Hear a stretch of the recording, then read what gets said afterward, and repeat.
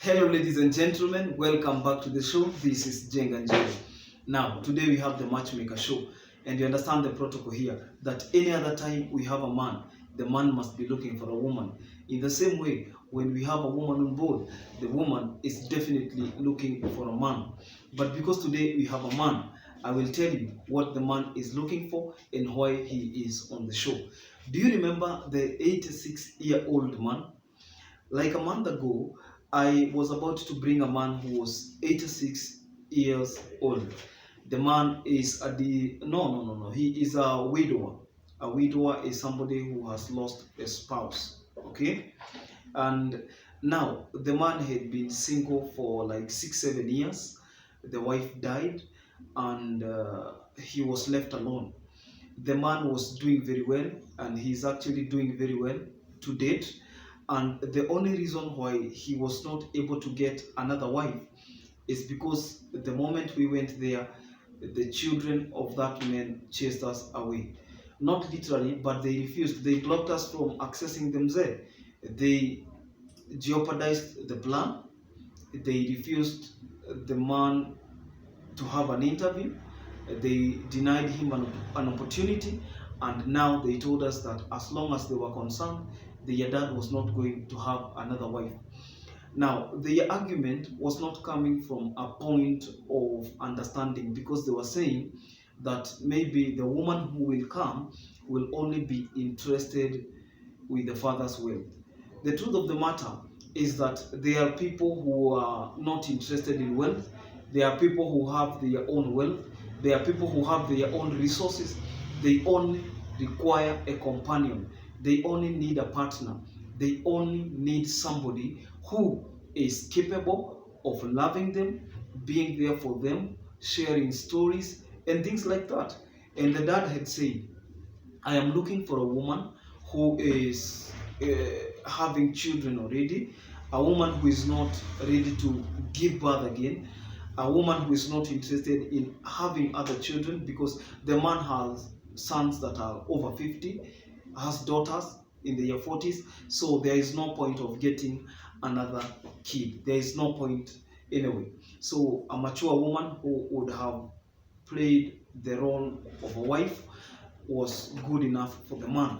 So the children argued that that woman will only be interested in Mzee's wealth and not Mzee, rather.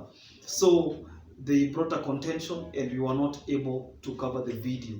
They say that as long as it is their dad is not going to be on camera, their dad is not going to be live on camera. We said, look, the show is not about bringing people on board. No, our intention is to make Mzee happy. The Mzee is saying, I just want a companion. You don't know how lonely it is. You don't understand how lonely I can be when I am alone.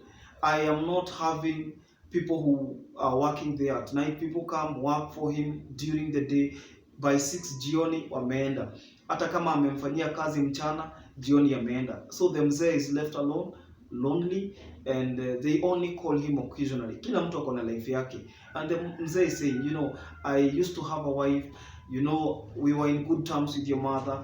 Your mother succumbed to sickness and disease. May her soul rest in peace. And now I am alone. You have your own families. You are getting happy. You have your own spouses. Why do you deny me an opportunity? Wanakataa. So Mzee alifika mahali akasema, enough is enough. We have been in touch with Mzee, and I told him, look, I respect family, and this show is about families. I cannot say in one voice that I believe in families, and on the other side I don't believe in the unity of families. So I told him, look, the show is here to stay. If you will be interested, then every other time, any other time you feel like now you settle scores with your children, feel free to contact me. I will be bringing you on board. He said now watoto wake wanaona ni kama kila mtu wako interested na hiyo mali. And I even told them, look, not everybody is interested in wealth. That is why your dad is having a lot of wealth, but again, he is not happy. He is not happy because he doesn't have a companion. In life, it is more than just money. It is more than just wealth. he doesn't require all the money. If he was to be asked, according to him, if he was to be asked, he can even share a portion of that money just to be happy. And he has accumulated a lot of wealth, yes, but you know, the children are denying him an opportunity. Nikamwambia, look, if the only problem you have is that you don't want your dad to appear on camera, we have so many people who have shown interest already. We have so many people who have shown interest. Why don't you vet them? Mseme basi, huyu anaweza kuwa mama yetu, huyu anaweza act kama mama yetu, mumchagulie mmoja. Hata mzee alisema, I don't even care how that woman looks like. I just want a companion, somebody who understands me better, somebody who knows that this life is a journey that cannot be walked by one person. The journey of two or more is a beautiful journey. You cannot do life alone. Even if you're a businessman, imagine you are even the president of the whole world. You are the king, the leader of the whole world. And there are no people. Could you be a leader? Could you be a ruler? You cannot be. So it is so simple. We told them, look, we understand that you have a lot of insecurities. There are people who have even shown interest. They have their own resources. Let the man be happy. They said no. So the father concluded that the children are selfish, and that because they are selfish, he is not with them in this. He is seeking for his own happiness. Now he will not be happy. So this is what happened. After niliwaambia hivyo, hata yeye mzee akaona yenyewe, kama mtaki mimi nikuwe on camera, si basi Jenga aniletee hao watu wanasema, awalete hata hapa. Without the cameras, let me choose one. Ama nyinyi pia mnichagulie mmoja, mseme basi tumependezwa na huyu. No interest, no nothing. I just want somebody who can be a companion. Somebody tunaweza cheka na yeye, watu tunaweza furahia na wao, because if the man is 86, he has given himself. He was telling me he had more than, because he married at the age of 26. That's what he told me. Kwake unaona picha amehang, very young man. Picha za black and white. Unaona hizi picha before colored zikuje. Kwake kumehangiwa hizo picha, very very very aggressive man, very hard working. Ananionyesha gari yake ya kwanza, bicycle yake ya kwanza, watoto wake wa kwanza. Kwake kuna archives. He is telling me, I have bought everything you're seeing here by sweat and blood, hard work, kujitolea, kujituma, yenye mnaita kujituma siku hizi. He has done everything for himself. On a more than 60 years career, he has done everything, and he is still working. He told them, look, hata ile mali yote nimetafuta, hata kama huyo mtu unasema ako selfish ama ni mali yangu anataka, simlete basi mtu ambaye hata tuko lika moja, simlete hata mtu wako 60s, si hata mlete mtu wako 70s, muone mimi tu ni furaha tu, niko na haja na yeye. Nyinyi mnafurahia na familia zenu, you are being happy, you are getting happy every day, but you don't call me every day. Hata mkinipigia simu, mnanipigia dakika kadhaa, you are always busy. Alafu when I need a companion, that is where you draw the line. You want my property, but when I want to be happy, that is where you draw the line. So imekuwa hivi. I think mzee was advised by his lawyer. I told you he is in the transport industry, he is in the carriage sector, and he has lawyers. He is dealing with property, he has lawyers. So the lawyer amemwadvise, akamwambia, you have a right to get happy, you have a right to use your resources the way you want, to give anybody you want, anytime you want, and when you feel like it. So he has been advised.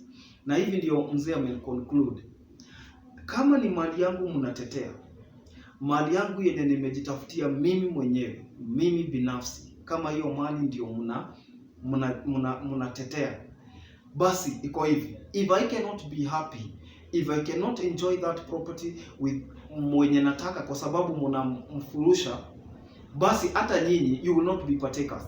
That was the hardest score. Akawambia hata nyinyi, count yourselves out. If this is the kind of behavior you are having, so that you can inherit my property, you are putting limits on something that I have given my whole life to, then you are also not partakers, and you will not be partakers. I will give this property to whoever I want, but not my children. Unajua sasa hiyo imewahambo sana. That's why wamenitafuta. Wananiambia sasa iko hivi, we are coming to your office, we are coming, na kama itawezekana wacha mzee afurahie. Mzee akifurahia, sisi hatutaki kurushwa nje. So I saw the sense there. Nikaona the sense is that hawa watu ni kama hawakuwa wanataka mzee apate kwa sababu they were insecure. I was telling them there was a law that was introduced by the Supreme Court earlier this year. The law stated that mtu ambaye anakuja in marriage, ndio msiseme ati mtu anataka tu kukuja kupata property. Mtu ambaye anakuja in marriage, in case of a divorce, if that is what you are fearing, in case of a divorce, in case of a contested bitter divorce, the law states that kila mtu atatoka na kitu yenye alikuja nayo.